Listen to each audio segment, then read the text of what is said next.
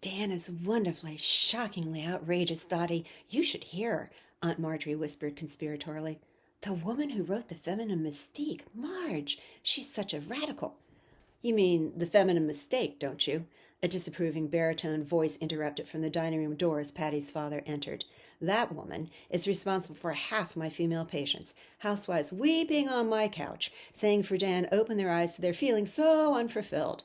Honestly, those gals are perfectly fine until they read that troublemaking scree. Friedan's like the typhoid Mary of neurosis. He sat down at the table, running his hand through his salt and pepper hair, his head clearly pounding from the night before. He looked at Patty's mother. Coffee, please, dear. Hastily, Dot Appleton filled a teacup, dumped and stirred a heaping teaspoon of sugar into it, and placed it in front of her husband. Aunt Marjorie went silent, and scooped a large portion of scrambled eggs onto a plate, adding bacon and buttered toast before setting it down in front of him. Breakfast is ready, girls. Simone, do put the paper down now, honey. What are you looking so hard for, anyway? Folding the newspaper into a semi-tidy pile, Simone brushed back her curtain bangs, leaving a smear of newsprint ink on her forehead. I wanted to see the write-up at the parade. Do you know they didn't mention us at all? You'd think they'd feature local kids who froze their bottoms off to march in it. I would think the honor of participating in something like a presidential inauguration was reward enough for any young lady, Dr. Appleton announced through his first bite of bacon. Outside validation is ephemeral, after all. Patty squirmed, embarrassed for Simone, a familiar feeling she'd had countless times when her friends unwittingly walked into the gristmill of her father's psychoanalysis. Plus, her gut punch worried he'd think less of her for associating with them. I'm sure in the end you'll find it well worth those few hours of discomfort, a wonderful memory to tell your children someday, Dr. Appleton concluded. No question, presumed fact.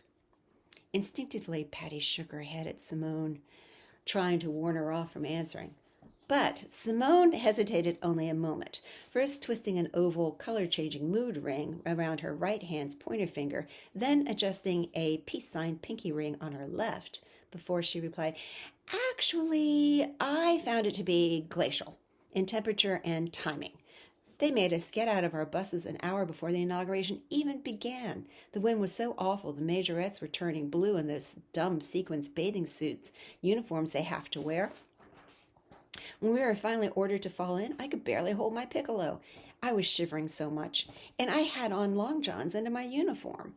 We were all way out of tune from the cold and shrill. Oh, my God, I swear my ears are still ringing.